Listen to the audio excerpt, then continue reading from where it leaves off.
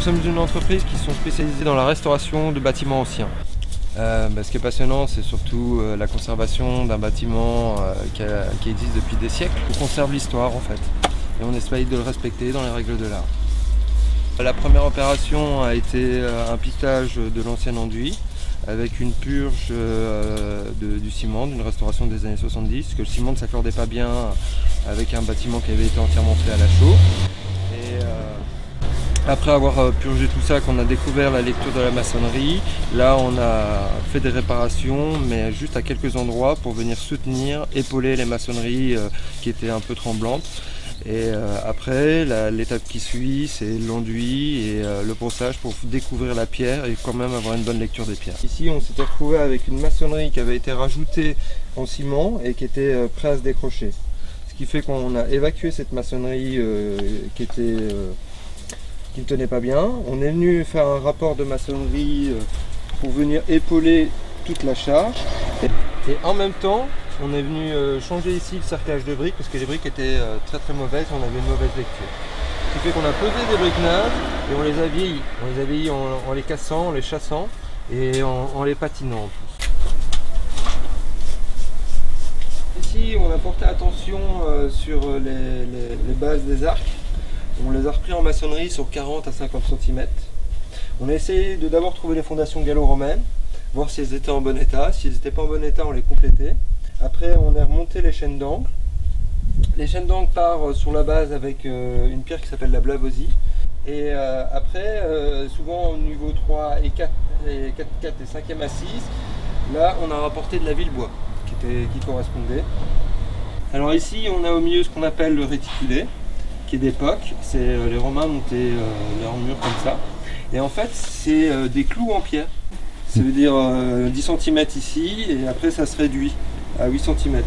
Et voilà, on a porté attention à venir retrouver nos lignes. C'est-à-dire que tout ça, c'est nous qui l'avons rapporté. Pour empêcher les voies d'eau, pour remonter sous bassement et avoir des bases bien solides. En plus, ils avaient une précision très forte. Tous les piliers sont alignés au cordeau. Et la taille des piliers fait 184 cm,5 cm. Et elle se répète et elle se retrouve. Et elle est très régulière. Une telle précision, c'est vraiment impressionnant. Alors voilà, là on se trouve devant un enduit de Tulot qui est un ouvrage qui est assez exceptionnel parce qu'il a 1800 ans. Un enduit qui a 1800 ans, c'est très rare. L'enduit de Tulot, il est fait avec des céramiques concassées. Et c'était vraiment à cet endroit-là que l'eau passait pour aller jusqu'à Fourvière. Et cet enduit est vraiment de très bonne qualité parce qu'il est encore toujours là. Et on a vraiment prêté beaucoup d'attention à cet enduit. On l'a recoulé avec de la chaux aux endroits où il était cloqué, où il allait s'arracher. Ce qui veut dire qu'on a rapporté de la matière derrière. Après on l'a nettoyé, démoussé, retiré tous les lichens, la mousse. Et après, pour vraiment empêcher la voie d'eau, on est venu faire un enduit de Tulot qui est pas tout à fait pareil, mais qui est là vraiment pour accrocher et faire un cadre. Sur la race de mur, on a prêté attention à rapporter un peu de maçonnerie pour faire un chapeau de gendarme, qui soit un peu rond, qui ait une bonne évacuation d'eau. Et à cet endroit-ci, on a apporté une colle avec du ciment blanc pour qu'il y ait une résistance plus longue dans le temps. Mais on voit bien ces formes arrondies sur le mur, on est sûr que l'eau ne stagnera pas dedans. Les Romains avaient un sable qui était déjà très coloré, qui devait être un sable de Saône, mélangé avec sûrement un sable qu'il y avait ici dans le coin.